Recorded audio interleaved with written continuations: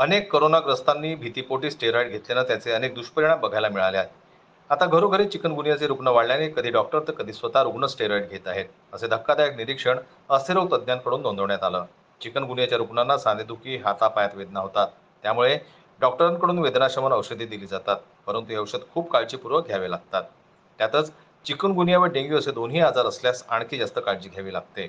परंतु हल्ली अस्थिरोग तज्ज्ञांकडे येणाऱ्या रुग्णांच्या सांगण्यानुसार त्यांनी स्वतः एखाद्या डॉक्टरांमार्फत स्टेरॉइडचे औषध घेतले आहे. अकारण स्टेरॉइड घेणाऱ्या रुग्णांमध्ये गंभीर परिणामाचा धोका वाढला आहे. त्यातच नागपुरात सध्या चिकनगुनियाचे थैमान सुरू आहे. या रुग्णात पूर्वीच्या तुलनेत सांधेदुखी व इतर त्रास दीर्घकाळ दिसतो. वेगवेगळी लक्षणेही विषाणूच्या जनुकीय बदलाचे संकेत देत आहेत. अशी माहिती उपराजधानीतील अस्थिरोग तज्ज्ञ व विदर्भ ऑर्थोपेडिक सोसायटीचे अध्यक्ष डॉक्टर सत्यजित जगताप, सचिव डॉक्टर समीर द्विदमुठे, वॉस्कॉन परिषदेचे सचिव डॉक्टर अलंकार रामटेके यांनी मंगळवारी झालेल्या पत्रकार परिषदेत दिली.